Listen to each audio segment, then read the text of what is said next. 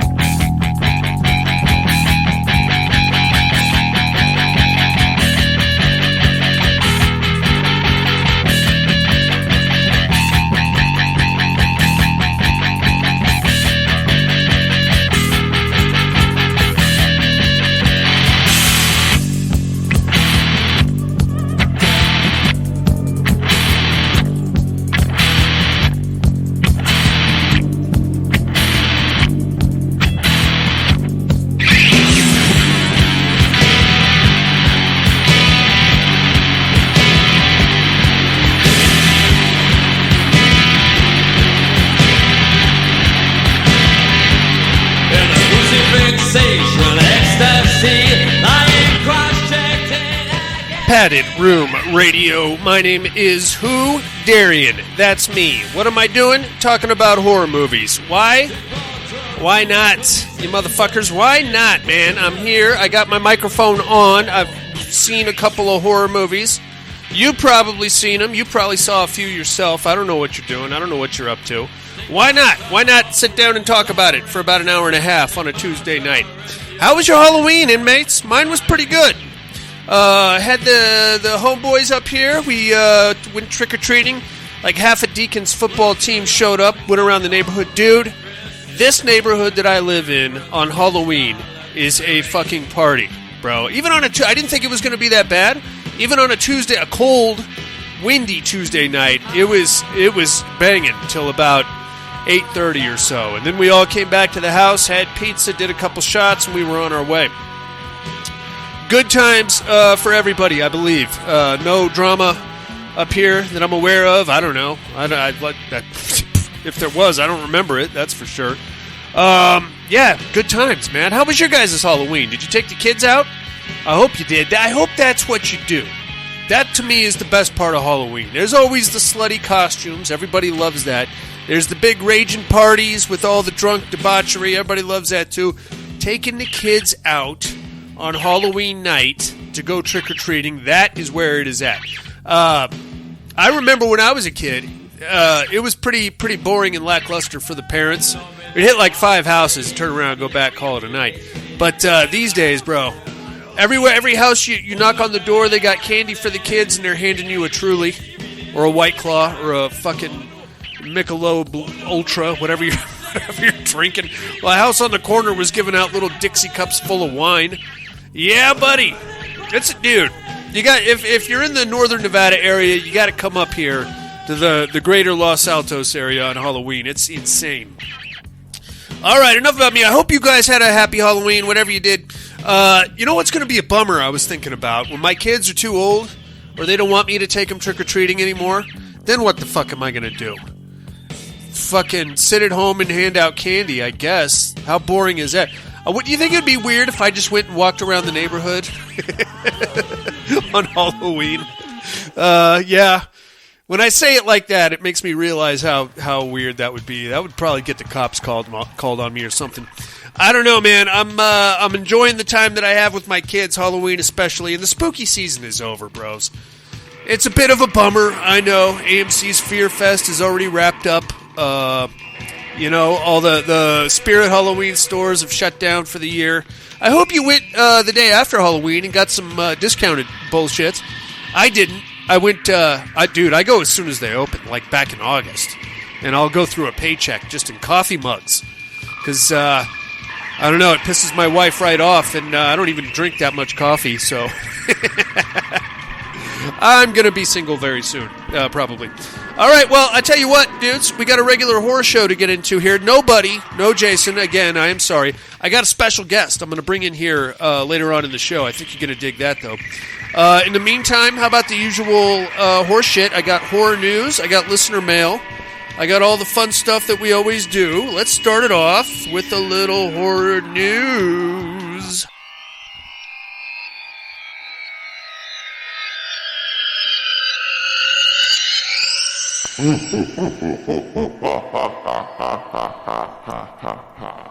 Horror news. Yes, ma'am. I tell you what, I know you like yourself some horror podcasts. I'm going to tell you right now, Danielle Harris and Scout Taylor Compton have just started their own horror podcast. Talk Scary to Me is what it's called. Now, it's available on iTunes and all the other fucking Spotifys and Stitchers and the fucking, I don't know, wherever the hell you find your podcast. I'm sure it's there. I haven't listened to it yet, but I am a little bit leery of doing so. Allow me to explain in my best mad scientist voice for you inmates. Here's the thing, man. Every time I've actually listened to one of my favorite horror celebrities, like on a personal level,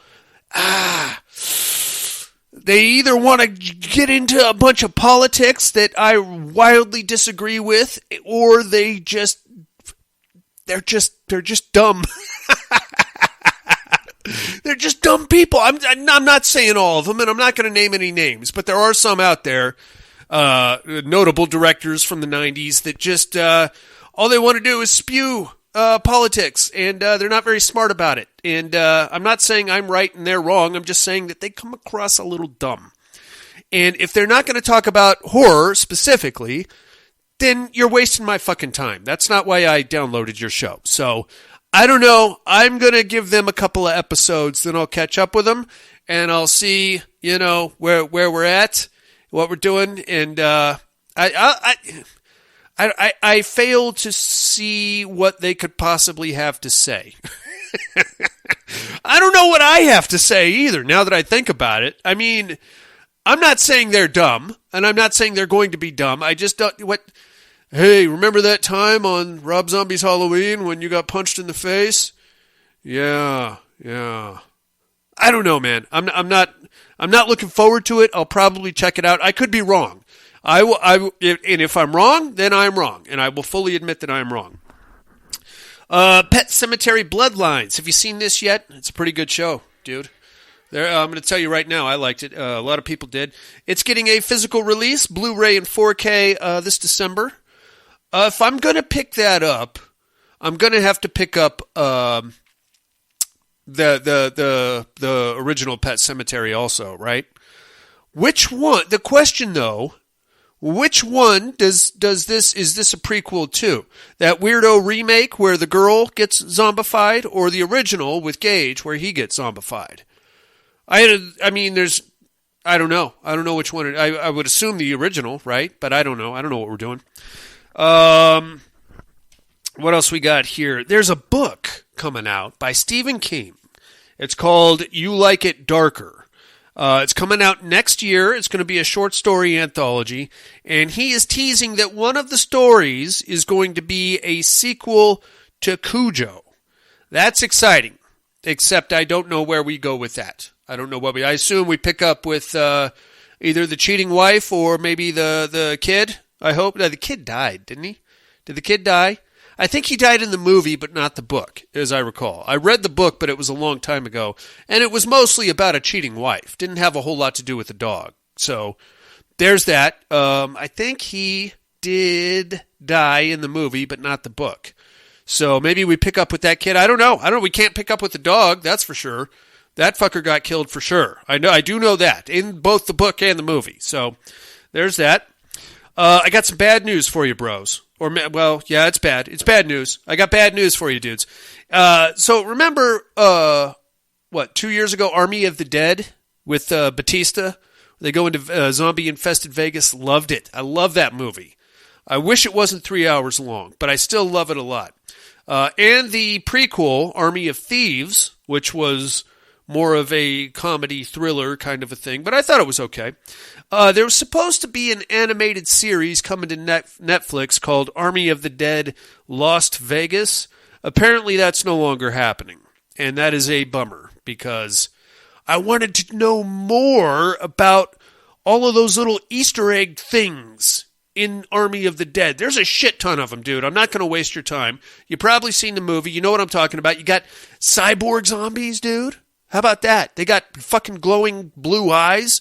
You got little nods to the 2004 Dawn of the Dead in there, just kind of sprinkled about. You got Wayne Tech containers, like from Batman. Wayne Tech, man. Think about that. Batman could be an Army of the Dead. We don't know. We'll never know. Now, the goddamn animated thing isn't happening. So, fuck me anyway, I guess. Lastly, it looks like trailers are up for Winnie the Pooh, Blood and Honey 2. I didn't see them, but I saw some stills from the trailers. I'll tell you this. They changed the look of Winnie the Pooh quite a bit from the first movie. I don't know if you saw the first movie, but Winnie the Pooh looked a little I don't know. He didn't look like Winnie the Pooh, and he didn't really look like a bear either. He looked kind of like a disgruntled WWE wrestler with jaundice, I would say, is probably the best way to put it. They changed it up for this one, I can tell you that. I don't know if it looks better or worse, but it does look different. Oh, excuse me. Sorry about that. So, I don't know. I wasn't... It was okay. I saw it. It wasn't the best thing ever, you know. I like the look of Piglet. I thought is Piglet a boy? I think in the context of the movie, I'm pretty sure Piglet was a dude. He looked gnarly. He looked like something out of Mad Max or something. So I don't know, man. I'll probably check it out as a slasher. It's not bad. You just got to get over that Winnie the Pooh, Christopher Robin's kick thing. Other than that, it's all right. That's all I got on the horror news, dudes. How about some listener mail?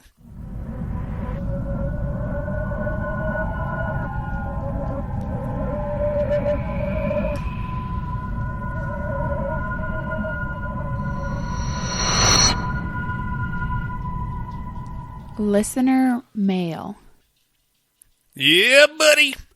What do we got here? Some emails, some voicemails, all kinds of fun stuff coming at us at light speed, right to my face. Let's start things off with an email coming all the way from Sydney, Australia. It's our main man team from the Dummies of Horror. You know them, you love them. Don't act like you don't. Don't act like you're better than the Dummies of Horror. All right, they're one of the building blocks of the Padded Room Network, or what's left of it. Subject line: no. I don't know. He just said no. What's up, guys? Just a quick email. I'm currently on holidays at the moment, relaxing by the pool with a nice glass of honey whiskey and Coke, and thought, oh shit, I better get in my Terradome pics. This motherfucker's on vacation, dude. It's cold as fuck all here in the United States, Tim. Thanks for that. So, Terradome, I'm sorry I still haven't seen Shocker. You haven't seen Shocker? Tim! Oh... Your mother and I are very disappointed in you, young Timothy. So I'm going to have to go with The Weasel for the win. It's a better film than Five Nights at Freddy's, so why not? Willie wins, okay. I can't believe Tim hasn't seen Shocker. That is a 80s heavy metal movie there, Tim. Wow. Okay, 2 more for Willie the Weasel. Right on. I'm not judging you, Tim, because there's, a lot of really old, like, staple horror films that I haven't seen yet. I can't think of any off the top of my head, but if you rattled through some, I'm sure there's 1 or 2 somewhere down the annals of horror history. Let's get to Tim's meat hook. Top 3 worst sequels. This is hard since there is a lot, but the first few that come to mind. Number 3, The Babysitter 2. I wasn't mad at that. I didn't think it was as good as the first one, obviously, but I was okay with it, Number 2, The Exorcist 2. Yeah, that one's pretty.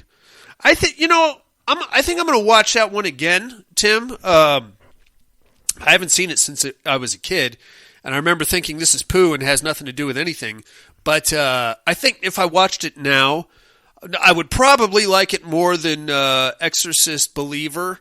And it might have like a kitschy value to it, like a kind of so bad it's good silliness to it. I don't know. I might get into it eventually. Number 1, you guessed it, Halloween Ends. That's it for me. I'm going to go back and continue getting drunk while baking and hopefully falling asleep. Catch y'all later, Tim.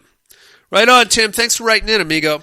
Yeah, dude. I am hard-pressed to think of a worse sequel than Halloween Ends.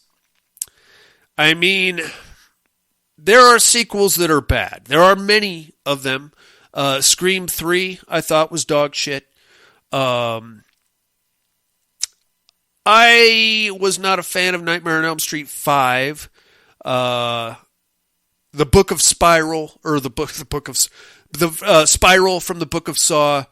I don't know if that even technically counts as a sequel, but it was dumb. What else you got? But I don't think those were bad movies, sure.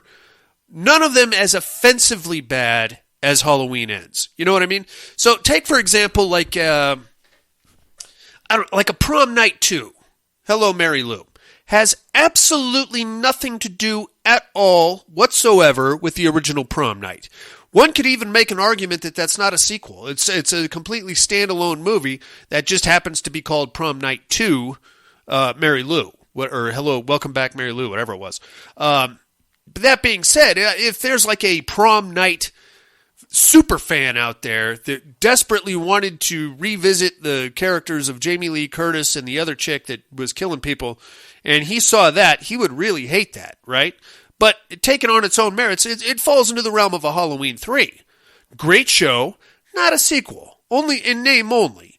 But then you have Halloween Ends, which is a tried and true sequel. It's a continuation of the story of Halloween, Halloween 2018, Halloween Kills, and so forth. And it is bad. It is so bad. I'm not going to waste your time. You know it's bad. You know it's bad.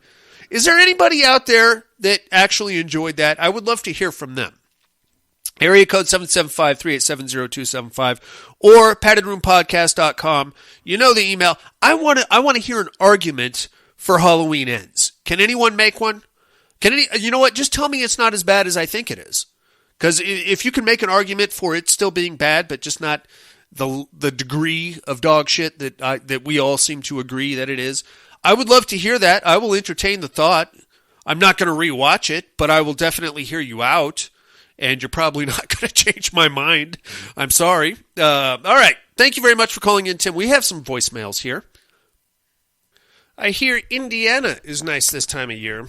Let's see what's up with Coop Newcomb. Good evening, gentlemen. Good evening, Cooper. Anyway, we'll take what we can get.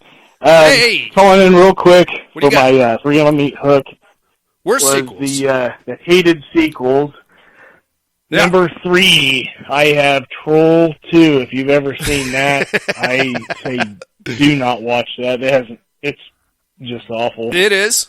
It's number really 2, something. I have Jason X. Okay. I really think that was it's a cash grab. Man, did that get far away from anything to do with... That has nothing to do with anything. Anything I like. Whenever they go to space. Friday the 13th series. Yeah. And my number 1 hate was the Texas Chainsaw 3D.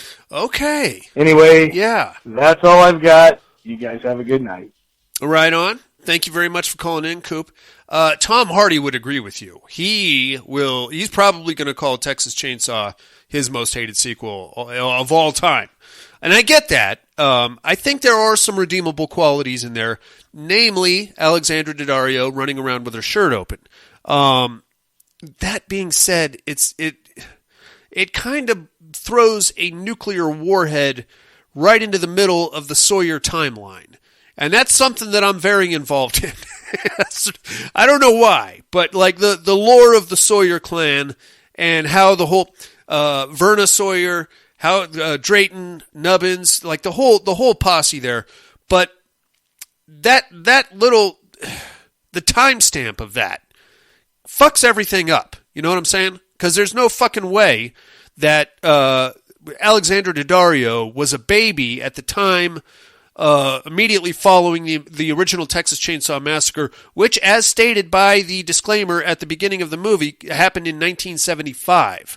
So if she was born in 1975, and then we jump to, what was it, 2000... when did that movie come out? 2012, I think? 2014, 15? Dude, she's got to be in her 40s, right? There's no fucking way. There's no way she looks that good with that emo haircut, and there's no way she's dating Trey Songz. But all right, that's neither here nor there. Feeling your pain on that one, Coop, for sure. Jason X. A lot of people like that movie. Again, we're in the realm of so bad it's good. You know, the absurdity of Cyber Jason. That is just a cash grab. Is all that is. You've got yourself the rights to Jason Voorhees. You've given up on the Crystal Lake timeline, so you dispatch him to space, the final frontier. When has that ever worked out for a franchise? Leprechaun's gone to space. Jason's gone to the hood and space. So both those movies suck a bag of dicks. By the way, I don't know if you're aware. All right, Cooper. Thank you for writing in, or calling in, I should say. What else we got here? Oh, let's get down to our main man in Alabama. Here comes Mr. Allen. Added room. What's up, Alan? Hope everybody's doing good. All Hope right. everybody had a good Halloween, did something cool. We all went and saw the original Halloween on the big screen. Nice. That was cool. It's been a long time since I've seen that movie. And it's like, I forget how quiet that movie is up until the end, you know? Yeah, buddy. Anyway, y'all all know my worst sequels. Yes, sir. Sometimes wondering about, do y'all consider the Dead movie sequels like Dawn, Day? I do not, personally. I know Land, a lot of people whatever. Do y'all consider them sequels, or are they standalones? Because I could definitely add Diarrhea of the Dead to that. Don't fucking get me started. Terror Dome, give me Horace Pinker. You got it? And Mr. Darien, are you Come on. Midsummer? Yes, That's all I got. am. Y'all have a good one. Bye. I knew Alan would get me. He always does, the son of a bitch. Yes, so the Dead movies. Are they sequel? Excuse me. Are they sequels or are they not?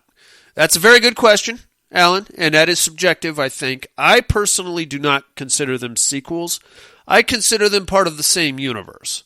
Now, I know what you're saying. Hey, if Jason Harrell was here, it would be time to move some furniture around and put on the boxing gloves. Now, the only thing that I think the timeline matches, okay? So you've got Night of the Living Dead, which would be the onset of the dead, the zombie outbreak, right?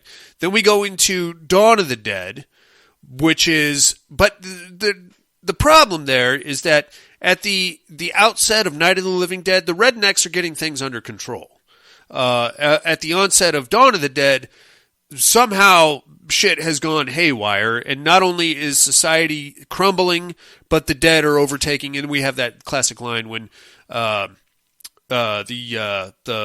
priest, when the dead rise, the killing must stop. But you have the SWAT teams going into the apartment buildings and throwing a lot of ethnic slurs around. But okay, so and then by the time that happens, and then we cut to Day of the Dead, where there is no society. There's just a handful of holdouts in an underground base, and everything else is just Walking Dead, right? But then we cut to Land of the Dead. There is a parallel timeline here, so I will. If you really wanted to make an argument, I would say that those four movies could possibly be, while they're not necessarily sequels by classic definition because there's no continuing storyline, they could take place within a timeline, a universe, so to speak. But then Diary of the Dead just restarts the whole shit, because then we're right back at ground zero with the dead coming out of the onset of the Living Dead apocalypse. Oh, do not get me started on that piece of shit, because that's going to be a whole other episode right there. Right on, Alan. You got me. I am, in fact, Midsummer. Well done, sir. Thank you for calling in as well. You're a gentleman and a scholar, but you already knew that. Speaking of gentlemen and scholars, here comes Mr. Tom Hardy. Hey-yo! Hey-yo! Padded room. How's my favorite degenerates this week? It's just me again, baby. I hope everyone is doing well. They're fine. Good Halloween. Everyone's back in it. Anyway, let me just get to it real quick. What you got? On the Terror Dome, yes, sir. You got Horace Pinker, the Shocker, you got versus Willie from Willy's Wonderland. You know what? What do you think? Give me the Shocker, man. All right. I love Horace Pinker. I love Shocker. Mean son of a... Great. I like Willy's Wonderland. I'll talk a little bit more about that in a minute here. But, okay. You know what? I say fuck it. You know, he's got electricity. That sure. Fucking knock Willie on his ass. He appears to run on electricity, so there is that. Don't know who you are on the educating department. Okay. As far as the meat hooks go, though, worst sequels. Horror sequels. I bet he picks Texas Chainsaw 3D. And I got to admit, I was trying to come with part twos. Okay. Okay. And it really, to me, the big thing that sets it off is how good the first one is and how shitty the sequel is. Yeah. I mean, there's a lot of bad horror movie sequels. There is. When the first one is so fucking good, and then there's and a drop fuck off. It up so bad on the sequel. I get that, man. That's kind of where I was trying to go. So yeah. Okay. All right. For number 3, put me down for The Exorcist 2, The Heretic. Some really fucking weird visuals. I gotta watch that again. again. I have no idea what the fuck they were trying to do. Yeah. It's like an Exorcist movie without an exorcist. No, it's all like science. I don't know, maybe Reagan's supposed to be the exorcist now, or I don't know. It doesn't make any sense. As good as the first one was. Nowhere. The second no way. was just a big piece of shit. It's true. With that same sort of thing in mind, Candyman 2, Farewell to the Flesh. Yeah. Yeah. Man, the first Candyman was so fucking iconic. For real. So original, so unique. And it seems like with the second one, they moved it to New Orleans, which was cool. Doesn't make all right, any sense. Maybe we'll get the Candyman in New Orleans, okay. Chicago. And then they just turned it into like a fucking piece of shit, trying to be like a modern slasher. Yeah. Or, like a typical 80s slasher. Yeah. I don't know. They just fucked it up. I'm going to get to that. Mythos.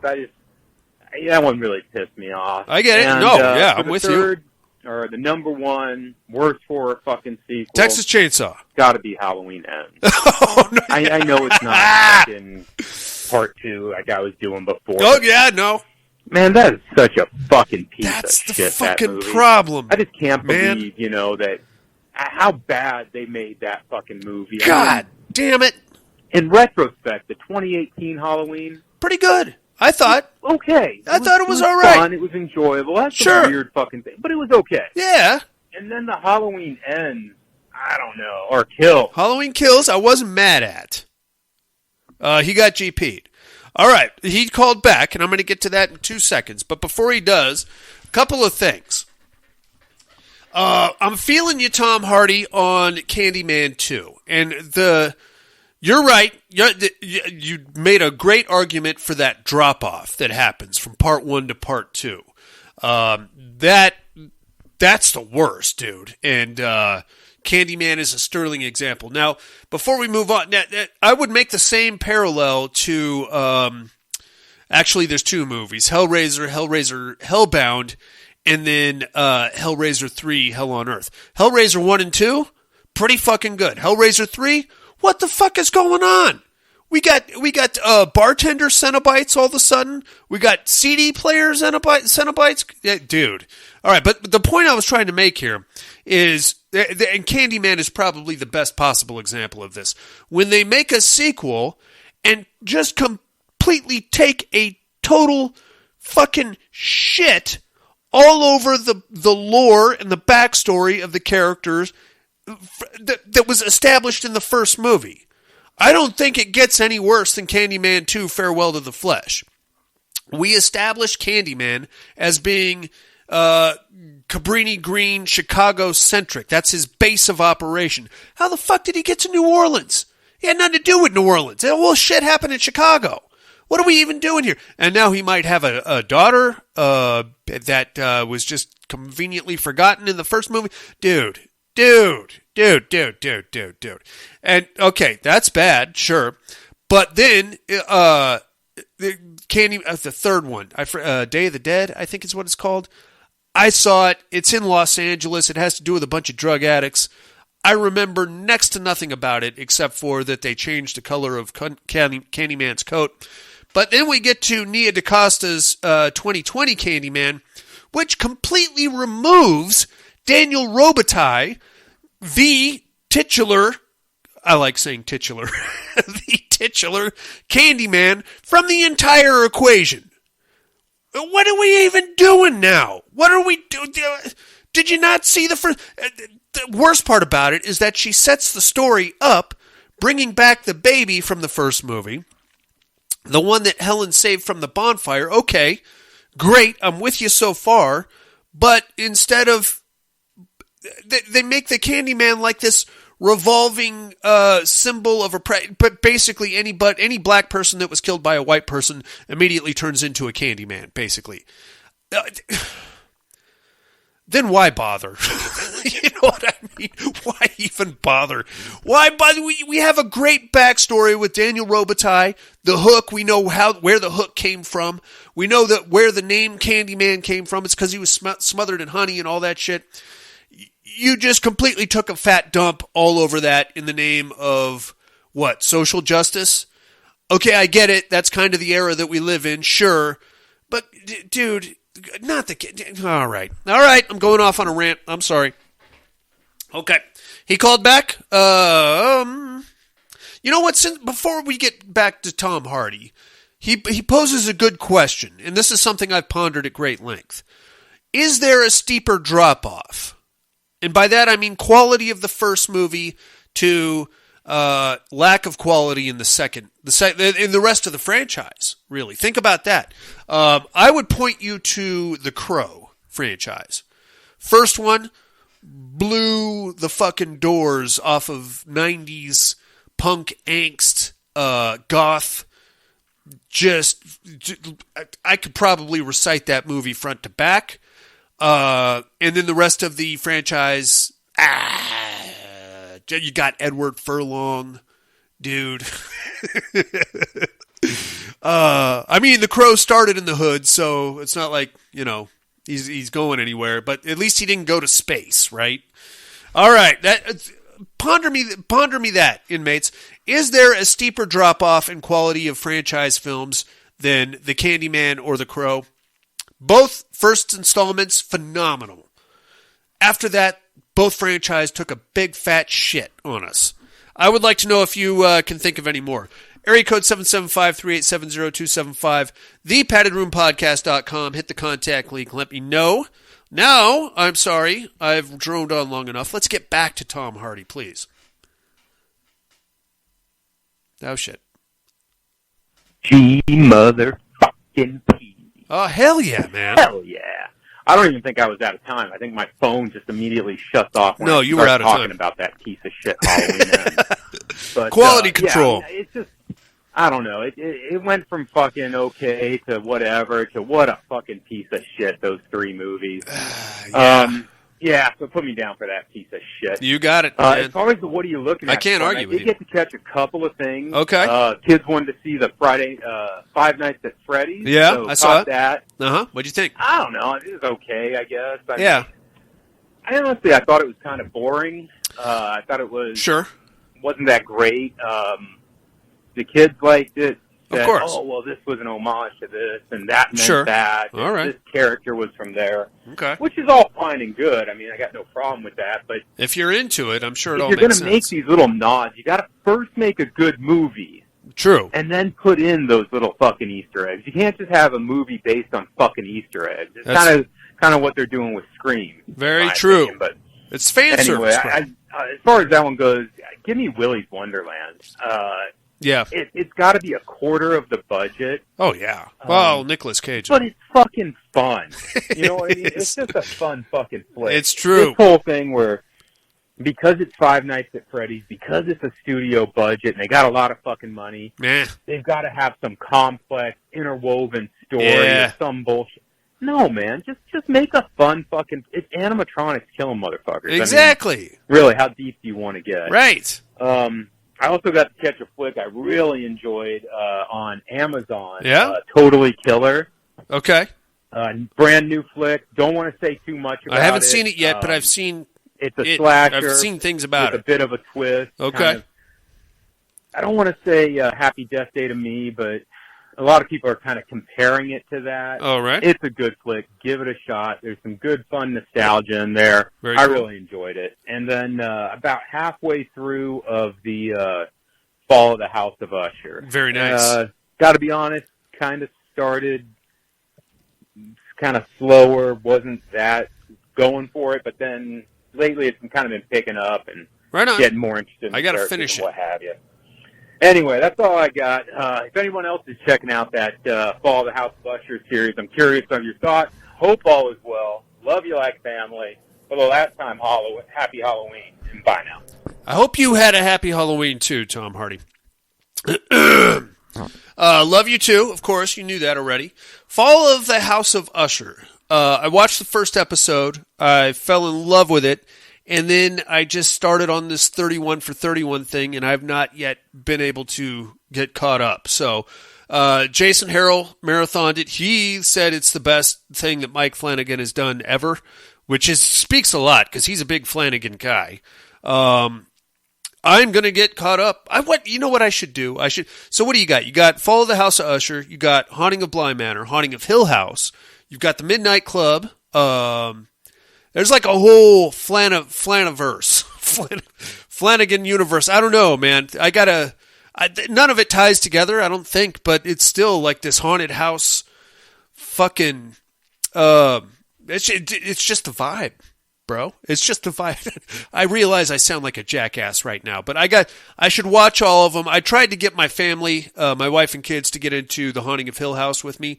We made it about 3 episodes in, and then they just fucking went on about their lives and left me sitting there by myself. So I watched the whole thing again, and I enjoyed it again, you sons of bitches.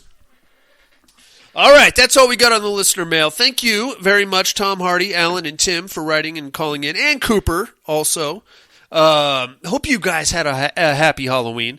Hope everybody was safe out there and nobody had the apple with the razor blade in it from the old guy in Night of the Demons. That guy's a cantankerous dude. In the meantime, I think it's time for a movie. Should you die, that share should be divided equally among the survivors. Should all of you die, the servants of this household shall share as equal. You shall. And you will. Understand?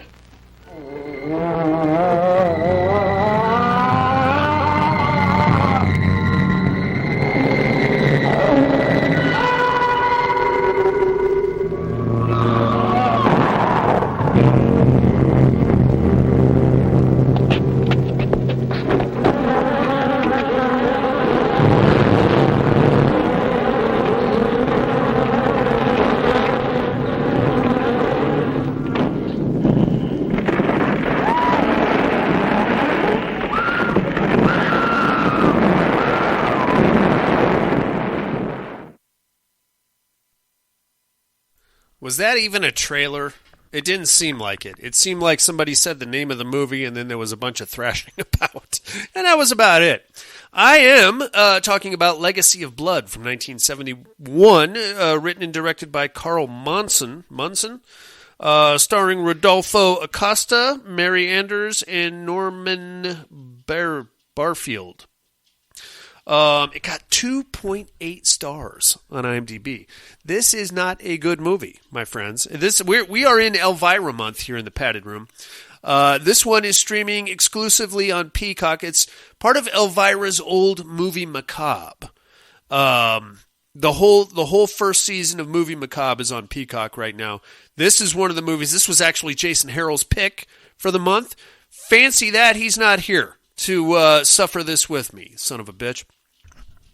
This one originally aired on Elvira's Movie Macabre April 10th, 1982. Your host of the Padded Room podcast was the ripe old age of 4 when this movie, not when it was made, but when it made its way to Elvira's movie Macabre. Now, I watched the movie Macabre version, complete with Elvira and all of her fun dad jokes and her cleavage. That made the movie nominally better. It's still a bad movie. So what we have here, inmates, is a stately manor somewhere out in the middle of somewhere. I don't know. It's secluded. And we have a reading of a will taking place. So the patriarch of a family has passed on and is leaving his vast fortune of somewhere in the neighborhood of $136 million to his servants and his 4 children, who are now adults, by the way. For the servants, you have Frank, you have Igor, and you have Helga. Helga's the cook, Igor's the butler, and Frank is the chauffeur. For the kids, you have Carl and Leslie. Leslie is the younger daughter. You have Johnny, who is one of the middle sons. Then you have Veronica, who's the middle daughter. And then you have Craig, who is the oldest son. All right. Greg brought his wife, Regina. Leslie brought her boyfriend / psychotherapist, Carl. And Johnny and Veronica are both there by themselves. The reading of the will takes place. The patriarch of the family, who we believe has passed on, was played by Bill Carradine. You know him? Dude, he had the worst case of arthritis in his hands ever. And he was acting well into his probably late 90s, probably right up until the day he died. But if you see his hands in any of these movies, like go watch The Monster Club with Vincent Price. You don't really get to see his hands in this one. What else? Shockwaves with Peter Cushing. Dude, his hands, like, picture you're making a fist, but all your fingers go off to the side. It's gnarly, dude. It is gnarly. I can't imagine how much pain he was in with that degree of arthritis. It is nuts. All right, enough about Bill Carradine's arthritis. They're there for the reading of the will. The attorney is there. He breaks out the old school cassette tape reel-to-reel player, whatever those things are called.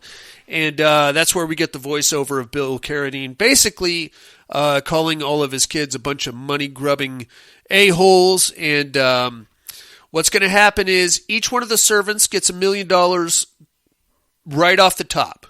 And they have to stay there and maintain the house and the grounds. The kids all get an equal split of the share of the rest, the remaining $133 million. But the caveat to that is that they have to live there in the house for 1 week together. And as a little bonus, should any of the original 4 die, that the dead sibling share will be split up amongst the survivors. So off the bat, you know there's going to be some murder going on. Very cool. A couple of things at the reading of the will. Number 1, Carl, who is Leslie's boyfriend / psychotherapist, refuses to let her speak to Johnny, the slightly older brother. Leslie is smoking hot, number 1. She wears a negligee for 90% of the movie. Very busty young lady. But she's batshit. The character is batshit crazy. She spends probably 60% of her screen time laying in bed. And when she gets out, it gets very weird and sexual and incestuous. And there's a reason why she's not allowed to talk to Johnny, but we'll get to that in a second. Okay, so that's kind of nutty. Johnny is batshit crazy to start with. Like every time you see him, he immediately jumps to a weird, somewhat gay BDSM flashback of Bill Carradine whipping him with a cane. But then Igor, the manservant, comes in and saves him by ripping his shirt off and jumping on top of him to take the cane lashes for him. Very strange. Very strange goings-ons. Very cool. Veronica is like playing flirty pants with Frank.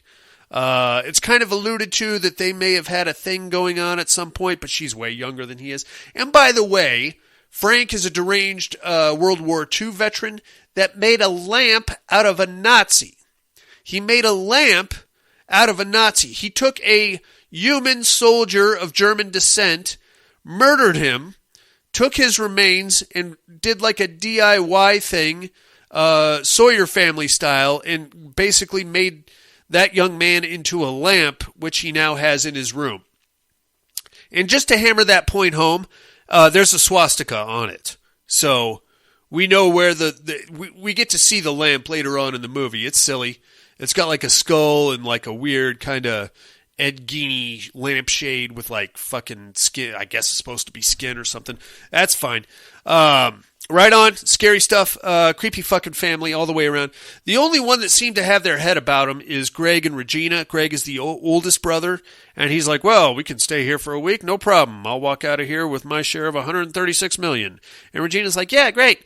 They go up to go to bed, and they're just kind of hunkering down. Their little dog, Chin, disappears. And we see Chin run off, and Regina goes chasing after it.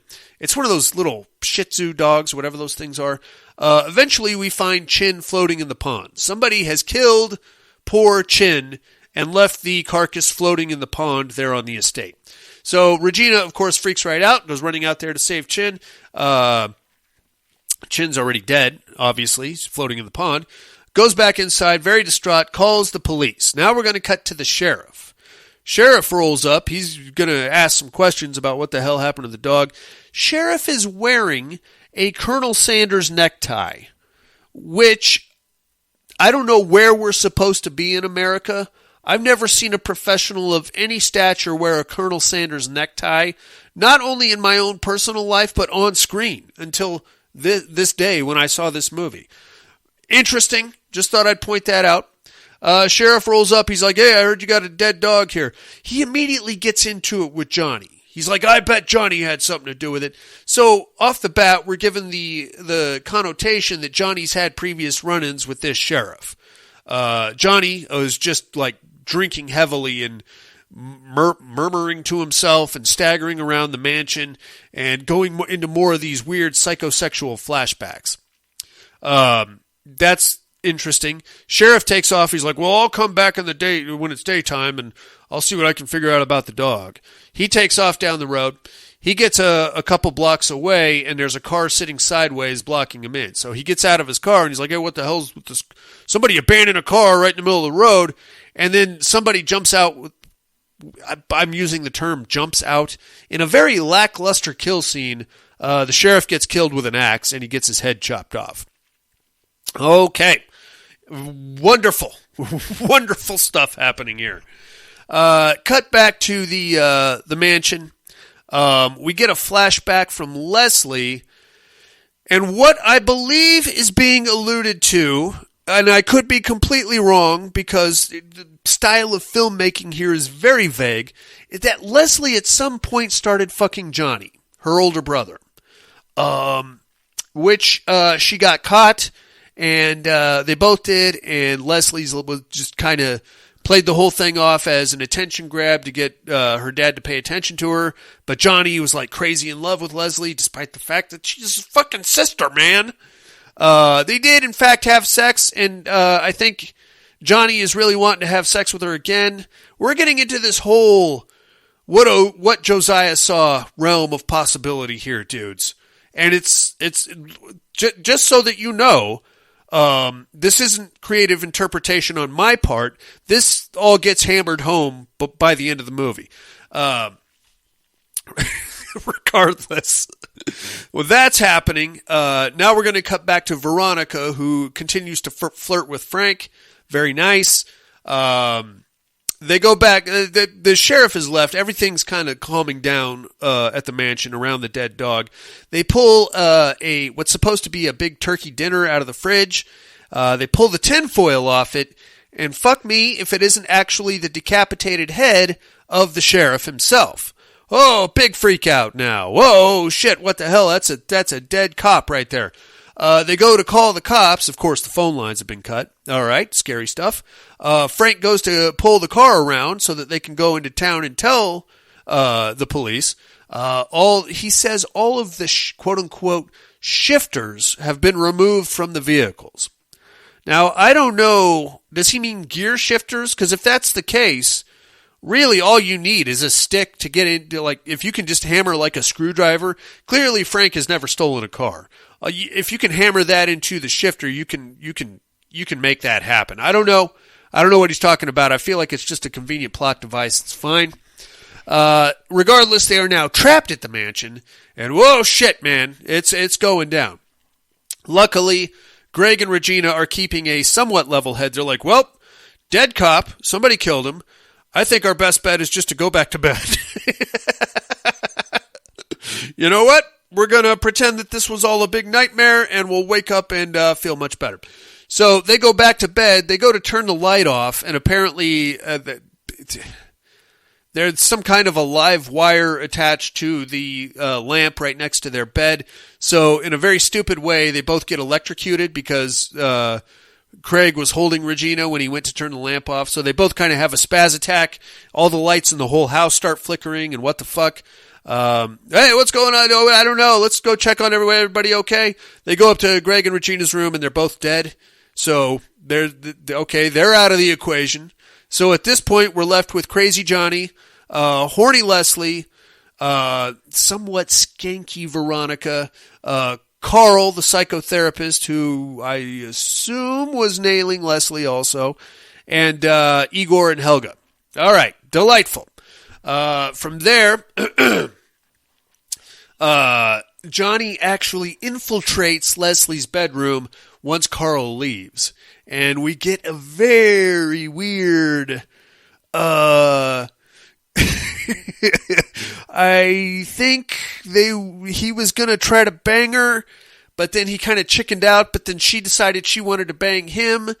So it's like they're going to make out for a second, but then they do like a weird shoulder shimmy. Like, oh, it's weird, you're my sister. And she's like, oh, I want you anyway. It's for get back at daddy.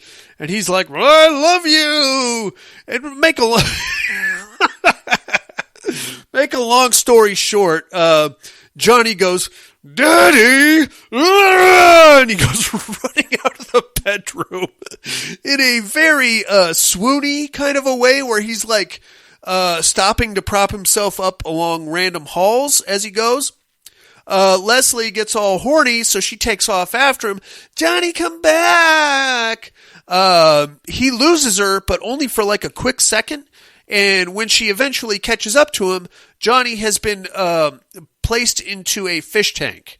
Now, it's never stated, but I have to assume that for whatever reason, the fish inside the tank were actually piranha, because Johnny goes from big fat actor to skeleton with hair in about 13 seconds.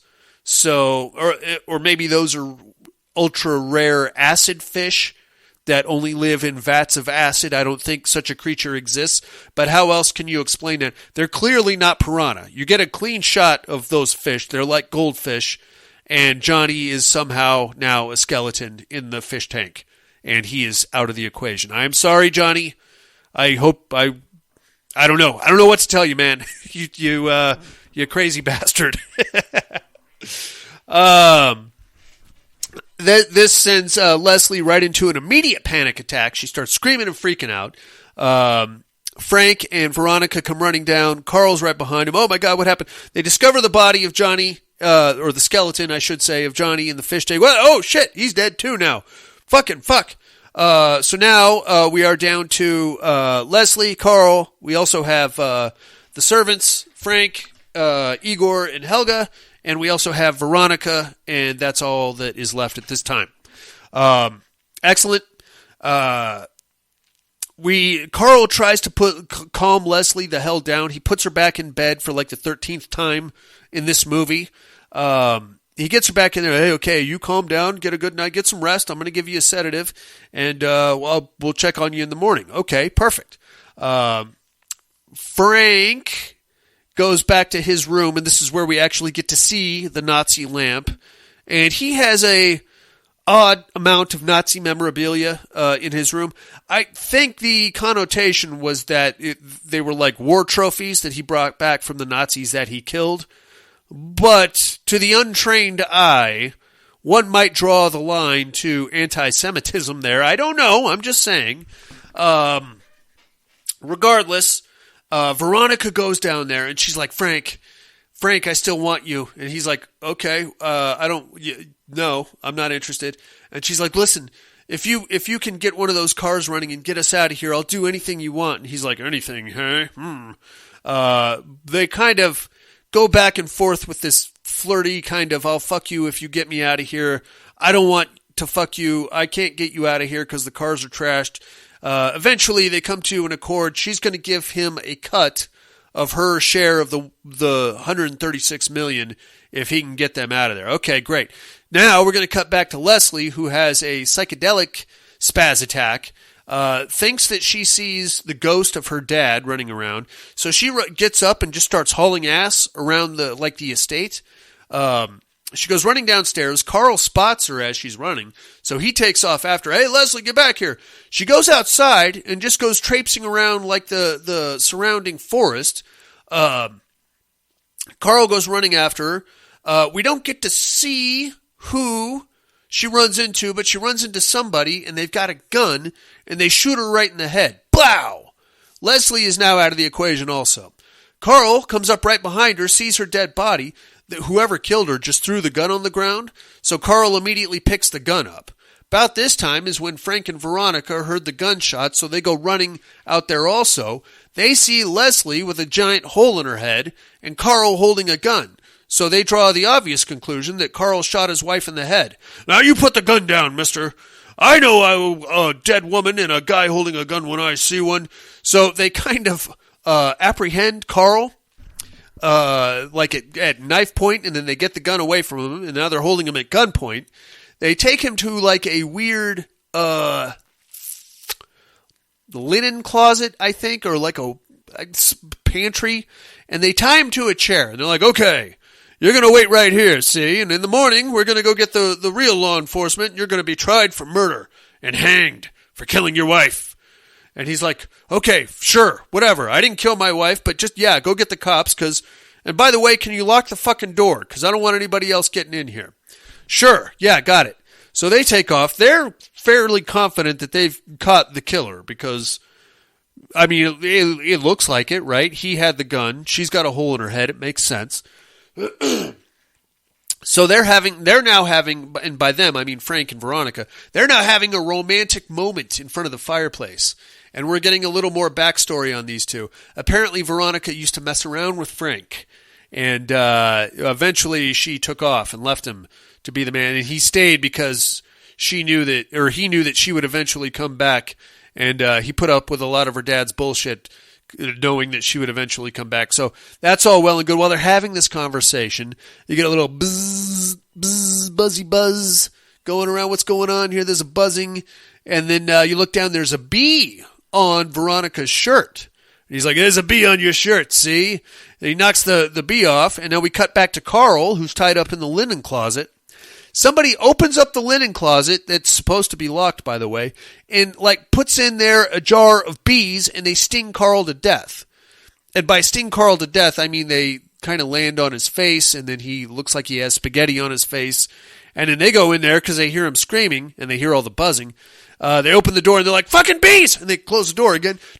Hey, whatever you do, don't help the guy that's being stung to death slowly by bees. Just close the door so none of the bees get out, you selfish pricks. That's exactly what they do. They're the murderers. We don't know who put the bees in there yet. But that's pretty fucking scary. So at this point, they're like, fucking shit. He clearly was not the killer. I didn't put any bees in there. Frank, did you put the bees in there? No. You couldn't have because you were sitting here with me talking about how we used to have sex with each other.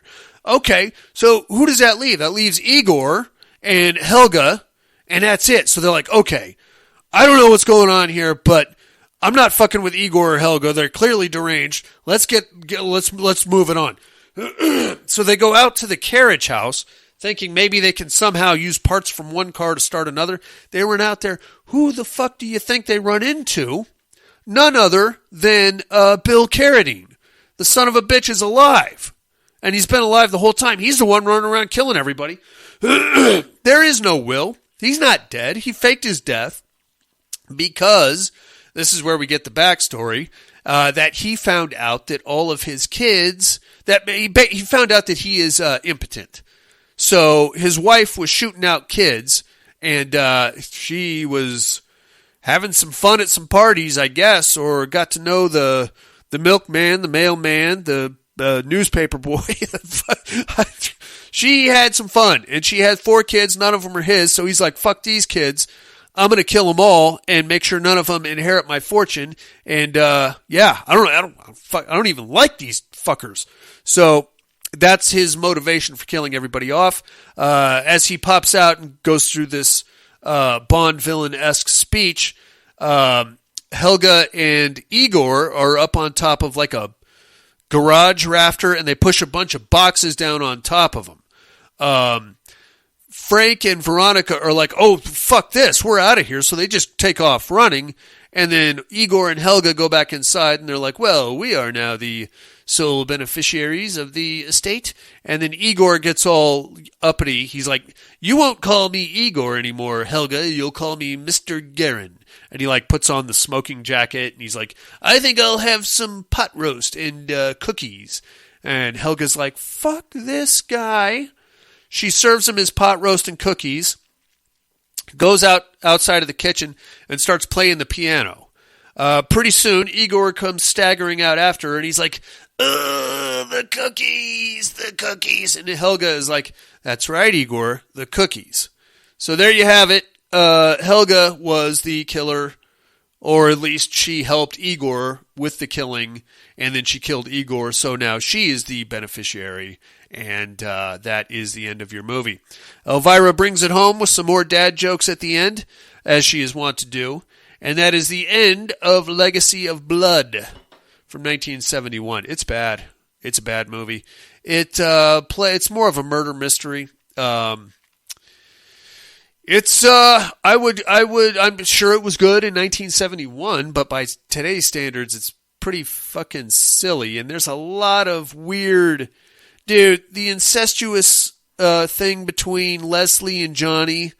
There is a very bizarre, makeout scene with these two where they're like, oh, yeah, let's get it on. But then they're like, oh, it's kind of weird. You're my sister. Oh, yeah, but you're my brother, and that makes me hot. Oh, it's there's a lot of face licking happening in between these two. It's weird, man. And it's weird. It's definitely weird. If I have piqued your curiosity, the entire season of that particular season of Elvira's Movie Macabre is streaming on Peacock. You can check it out there with Elvira's commentary. Makes it a little bit easier to swallow. I'm going to take myself a little break, bros, and then I will come back with some other stuff.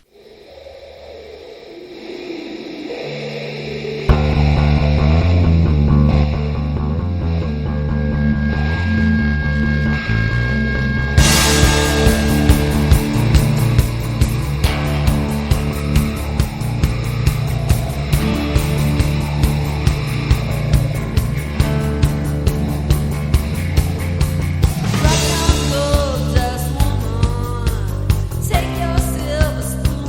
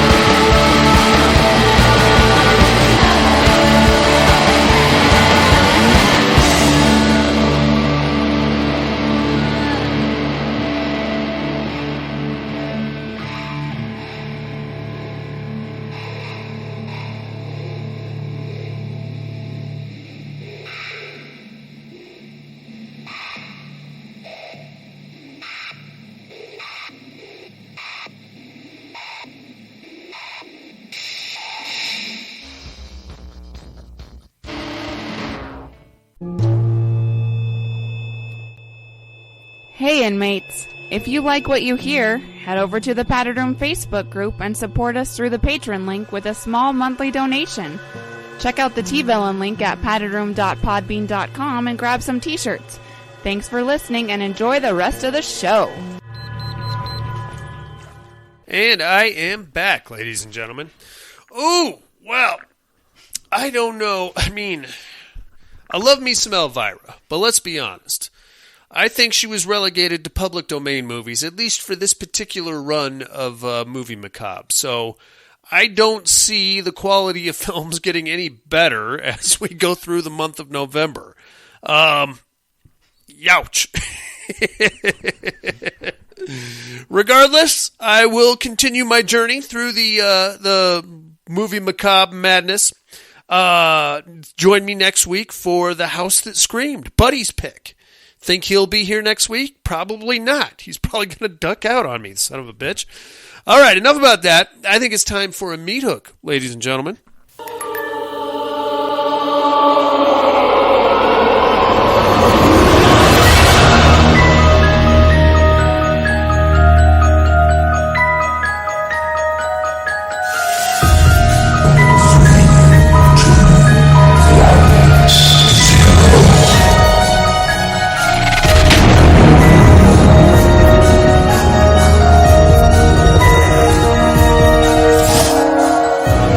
Three on a meat hook. This week's meat hook. This one is something very near and dear to my heart. This kind of speaks to the Terradome, speaks to the sequels that we were discussing earlier in the show. I want to know who your top 3 horror movie villains are. Now, the 3 that I have chosen are franchise villains. One of them is a little iffy, but I'm going to put it in there anyway. I want to know, and the reason I say this is because we were talking about Candyman, we were talking about Texas Chainsaw earlier, we were talking about the sequels that we found the most offensive. And I think something that kind of touches that nerve is what high regard we hold those villains and those franchises in, that when a shit stain of a movie gets dropped into one of those franchises, it stings that much worse, I would say, in my humble opinion. That being said, let's talk about some of the villains and the franchises that I hold in high regard. My number 3 villain, you guys can fight me over this if you want, the Necronomicon. I'm not speaking specifically about the Evil Dead franchise, because the Necronomicon goes back to H.P. Lovecraft. Wherever it goes, there's going to be a fucking problem. Some jackoff is going to open it up and start looking at pictures and shit, and before you know it, your sister's being raped by a bunch of trees. Wars have been fought over it, for Christ's sakes. Really, I would say we should just burn the goddamn thing, but that doesn't work. We tried that, right? We can't. We've sealed it in a vault underneath a bank building, and a fucking earthquake happens before you know it. The fucking the podcaster kid digs it up, and now he's playing tapes and doing all kinds of shit. And now we have a fucking problem yet again because of the goddamn Necronomicon. I love it. The mythos behind it is vast, to say the least. Taking it into 80s horror with the Evil Dead franchise just gives it a little extra flavor, baby. And having a meatball like Ash there to try to fight it and stop it, and somehow the goddamn thing keeps popping open. I could go on for days about the Necronomicon and the chaos it brings. That's my number 3. My number 2 is another one that was alluded to earlier, Candyman. I love that. I love that first movie, dude. One of my favorites of all time. There is not an ounce of humor in that movie. There is some social justice leanings, but you got to remember the first one was made in 1991. This is before Black Lives Matter, before George Floyd. Those issues were still prevalent in our society, but not nearly to the degree that they are today. Now, that being said, social justice withstanding, the backstory of Daniel Robitaille, what Tony Todd brought to that character, dude, if somebody had paid some respect to the source material, and I'm not necessarily talking about Clive Barker's work, I'm just talking about the Tony Todd film. Just do Daniel Robitaille. Stick with that material. There are 100 different directions we could go with that, okay? To be rumored is a blessed condition. To live on in immortality in the whispers of the back of the classroom, you're not going to kill him in a bonfire. He's whatever it was that drew him to Helen. I think it was her massive hooters because, Virginia Madsen, my friends. She gets very naked in a movie called Gotham with Tommy Lee Jones, I believe. That's neither here nor there, but I have always had a bit of a crush on Virginia Madsen. But getting back to the story, dude, we could, if we had just stayed in Cabrini Green, that would have been a huge step up from that New Orleans horse shit, okay? On top of that, get away from the daughter. Okay, there, at no point in the original Candyman was there ever any allusions to him having a child. And this was while we had the Candyman scholar, that big fat British guy with the long hair, and Helen, who was writing her master's thesis on the mythos of the Candyman, were both present. Neither one of them said anything about a child of any kind. Why we had to break from that formula, I have no idea. Despite all that, I would still say he's one of my favorite villains. Very sympathetic. The idea of taking a Jason Voorhees, that for a long time we've been trying to get our slasher villains into the hood. Why don't we just start them there, right? Why not? Why not have a black slasher already operating in the hood and then put this whole supernatural mythos around him, dude? So it could have been such a kick-ass franchise. Fell short, unfortunately. Number one, of course, tattooed on my back, Pinhead. That's another one, dude. You know what? I love the first movie, obviously. Second one, okay. Third one, fucking... I liked it when I first saw it, but I'm basing that entirely on the amount of naked breasts and sex scenes in it. Watching it now, dude, with the goddamn DJ Cenobite in the bartender Cenobite, and this is Cenobite that just smokes cigarettes. What are you doing, dude? Get the fuck out of here with this. I will say there was clearly a budget step in this one because, you know, the effects were much more grandiose.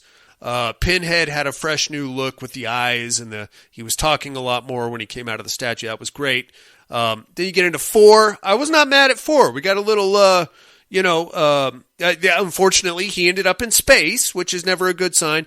And then there's like a bukkake of movies after that just don't make a lick of fucking sense. And we just shoehorned Doug Bradley in there to keep the rights to Hellraiser. Despite all that, Pinhead is still my guy. I like a slasher that, I wouldn't even call him a slasher. I like a villain that will explain to you why this is your fault that this is happening. You know what I'm saying? That makes it worse in a way. This whole shit could have been avoided if you just stayed away from the fucking box, man. But you know, dude, you know that whatever comes out of that box, wherever it's going to take you, it's probably not. I know you want to think it's going to be a big boner fest there, Uncle Frank, but dude, it's not. And you're going to find that out the hard way. You should have fucking kept your money, passed the box back to the stinky Asian gentleman. What's your pleasure, sir? You know who I'm talking about. And kept your skin on your body instead of on the floor. You understand that? All right. I'm going off on a rant. That's my 3 on a meat hook. Top 3 villains. I go Pinhead number 1, Candyman number 2, the Necronomicon number 3. Let me know what your top 3 is. Area code 775-387-0275 is the mental health hotline. I would love to hear your lovely voice. Or just go to paddedroompodcast.com, click the 3 on the meat hook link, and let me know, baby. In the meantime, it is time for the Terradome. No tears, please. It's a waste of good suffering. I'm not gonna hurt you. You didn't let me finish my sentence. I said, I'm not gonna hurt you. I'm just gonna bash your brains. I'm gonna bash them right the fuck in. I'll kill you all. I'll drive you crazy. I'll kill you all. My worst dream come true. 6-year-old child with this blank, pale, emotionless face, with blackish eyes, the devil's eyes.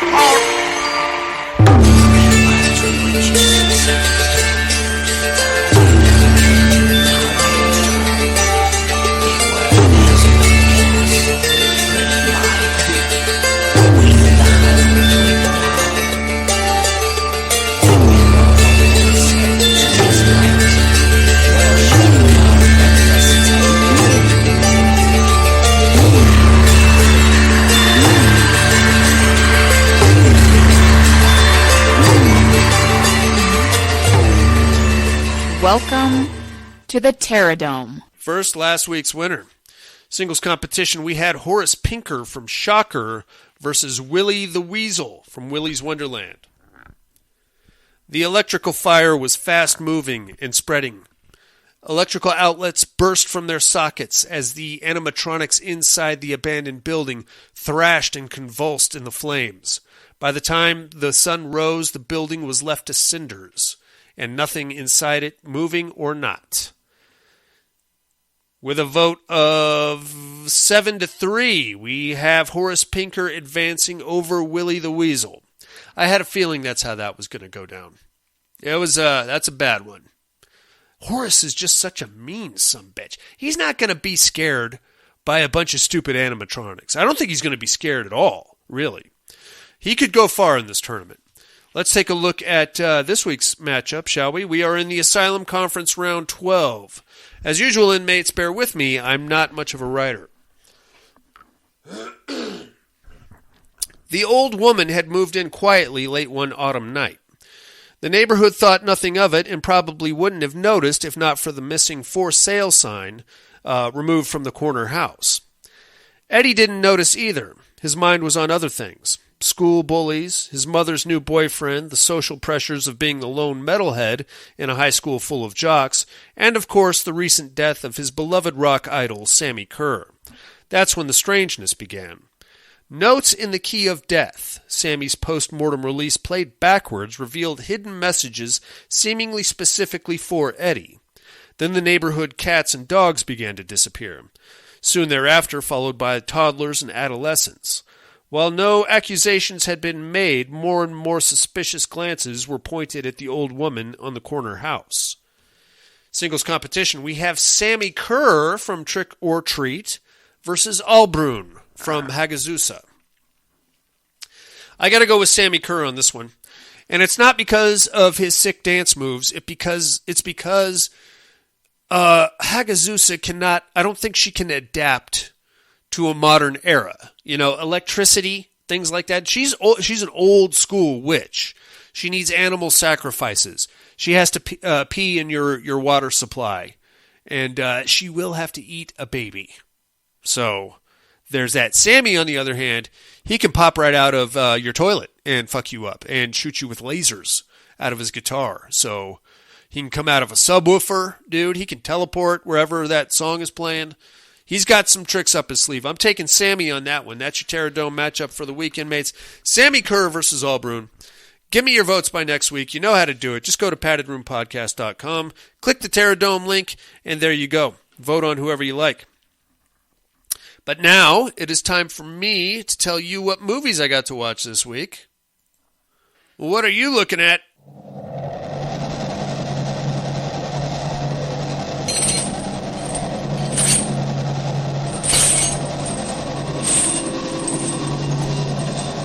What are you looking at?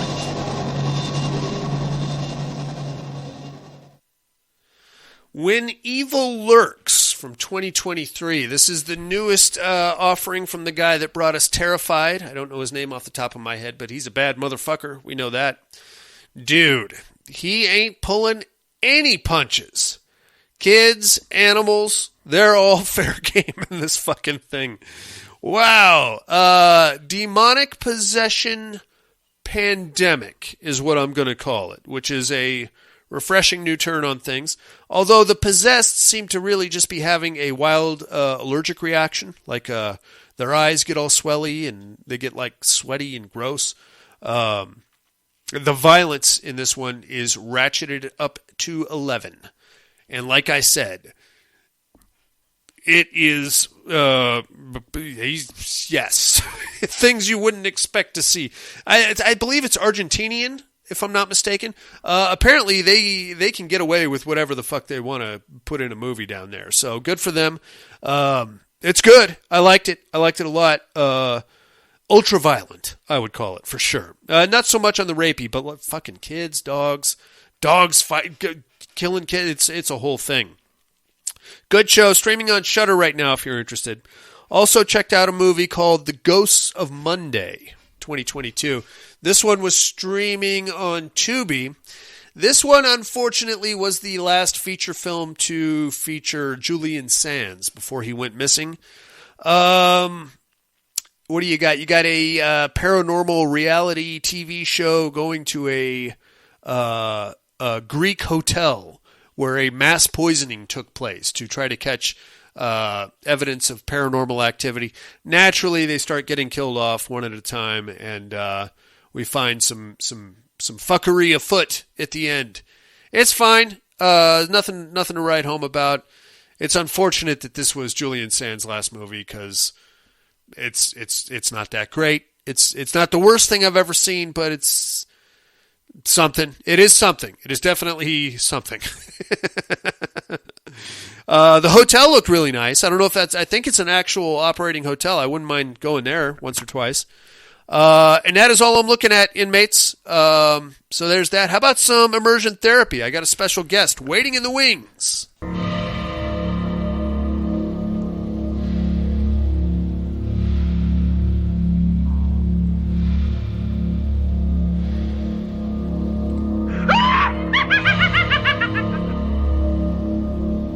Immersion therapy.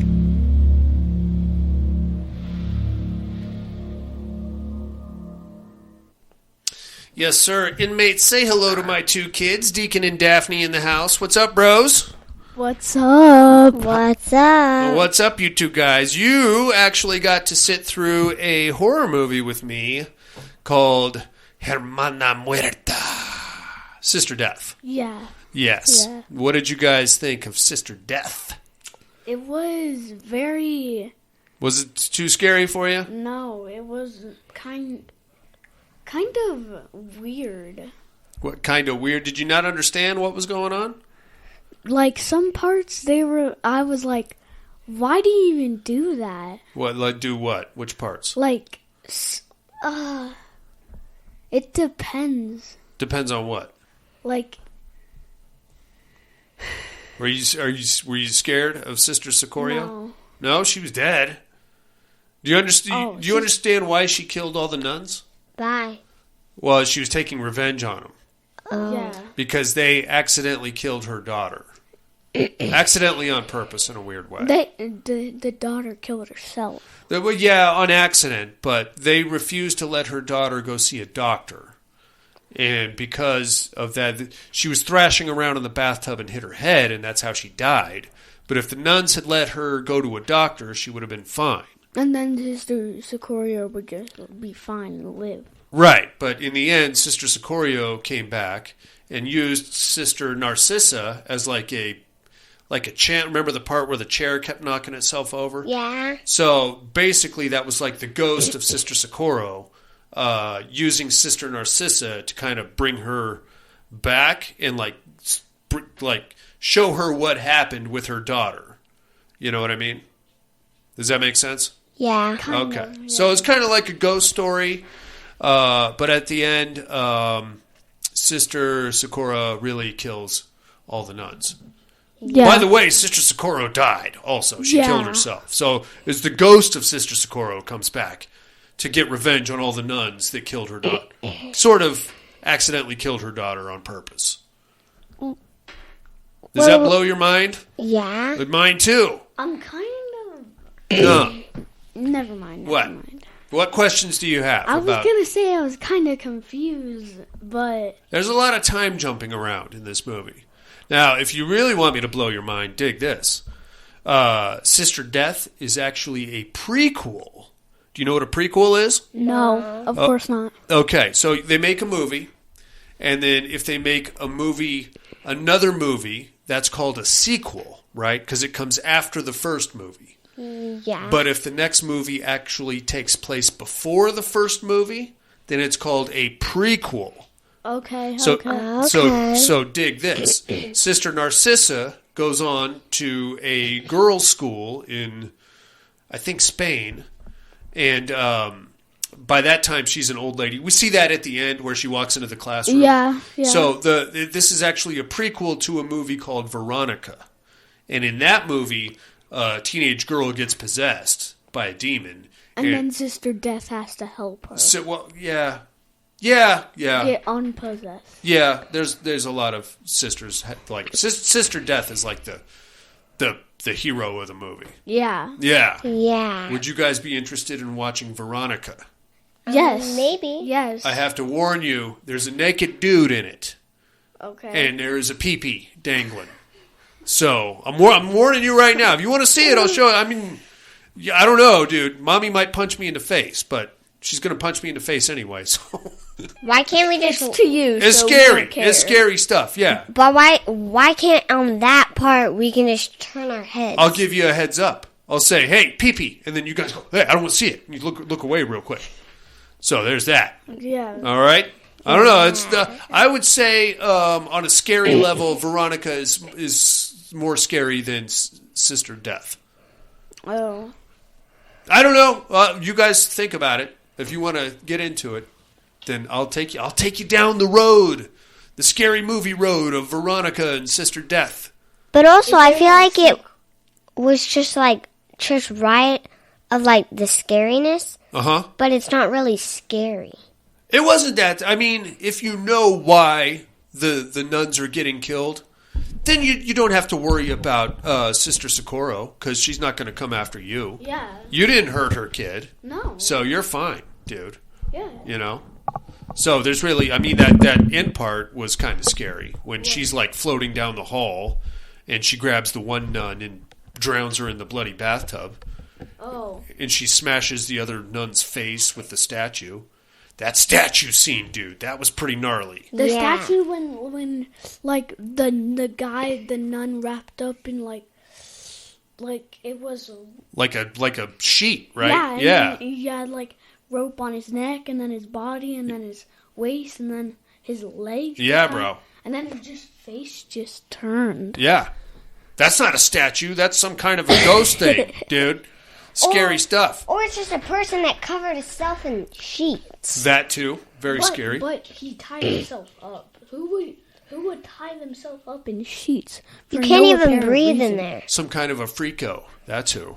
But I don't want nothing to do with freakos tying themselves up in sheets. But also, you can't even breathe in there. So how can he move? He can't. He's a ghost. Did when Sister Death opened the door, did it change time?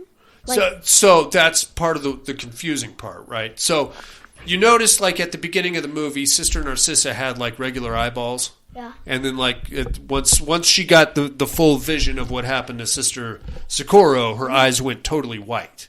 And she went blind, right? Yeah. Once she went blind, that's when she opened the door and went into that time loop. It was like a big flashback sequence because that's when Sister Socorro came out and started killing the nuns. Yeah, but also, like, how did you make that change the time? Ghosts. Ghosts. Like, I would say ghosts. Ghosts can do that. How? Open up time portals, bros. Yeah. Think about that. Think about that. Hold on. But if I open the door in the past and I get a scratch, is in the movie the scratch was fresh. Right. Yeah. Yeah. Which made it even creepier. Because remember that one nun, she's just standing there minding her own business, and then her face just gets smashed in. But then in the past, you saw the statues moving and that one collapsing on. Yeah. Gnarly, right? And then you just... But the also... other time loop thing was the girl was in the bathtub. I was, like, looking into the bathtub. Yeah. And then... But in present, she just started coughing up bloody water until she died. Cause she was drowning. The girl that died in the bathtub, she grabbed her head and drowned her. Right. Sister Socorro. How did the future Sister Socorro die? She hanged herself, remember? No, That's why the chair kept knocking itself over, because she stood on the chair and tied the rope around her neck, and then she kicked the chair out. I know, but how, like... But why would she do that? It doesn't make any sense. She was very sad because her daughter died. So she wants... So she killed herself. Why would she kill herself? She was very sad because her daughter died. But... All right. Deacon, what movie would you like to watch next week for immersion therapy? Any movie. You tell me. Any movie? Any horror movie. Okay. That would probably be... Let's do Texas Chainsaw Massacre. The original? Yes. You got it, man. You heard it, inmates. Your immersion therapy for next week is going to be the Texas Chainsaw Massacre. Probably bring these two knuckleheads back for that episode also. You can find this bad guy streaming on Shudder right now. Check that stuff out, inmates. We'll do the same and compare notes next week. But now it is time to educate me.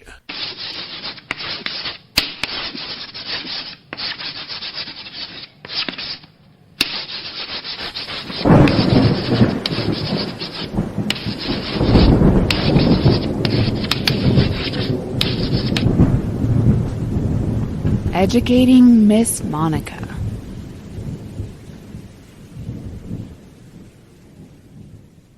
First, my clues from last week, inmates. I am trying to get away from my past. My parents killed themselves in some kind of a death pact with my brother. I don't think he had a choice in the matter, but regardless, I'm all bummed out about that. So my boyfriend is taking me to Europe for this festive thing, and my friend is writing a thesis on it, so he's coming also. And now my friends are disappearing, and this festive thing, they killed two guys. I watched two guys kill themselves by jumping off a cliff and then getting hit in the head with a hammer. I don't know that I signed up for this, but I'm here now, and I really hope I don't get put in that dead bear. I am, of course, Midsummer. Pretty good show. I liked it. Bit on the brooding side, though. That's what you get when you go to A24, I suppose. Who might I be this week, you ask? Well, I am a young man, a recovering alcoholic, unfortunately, with a very specific set of skills and abilities. I happened upon a young girl who has a very similar, albeit better, set of skills and abilities, and she is being pursued by a group of individuals, and I need to make sure that they don't get her. And in order to do that, I'm going to have to revisit some places in my past that I'd rather not go, because, I went there once with my family, and me and my mom were the only ones to come out. And now I got to go back there to lead these other knuckleheads over there so they can fucking fuck them up. All right, who might I be, you ask? Tune in next week, and I'll drop some knowledge on you, inmates. In the meantime, thank you very much for joining me. Hopefully I can get somebody else in here next week besides just my kids.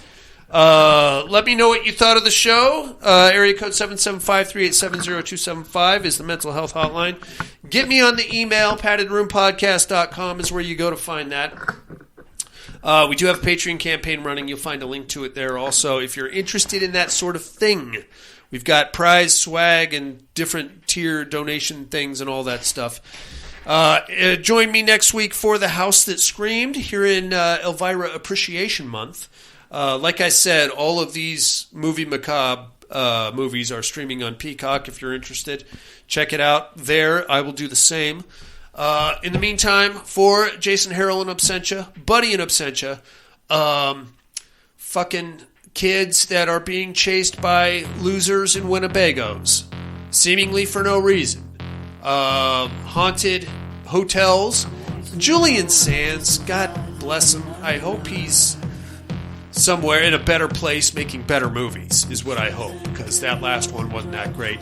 And the Padded Room Podcast, I'm afraid visiting hours are over. Put my heels and dance with the heat rise. I want to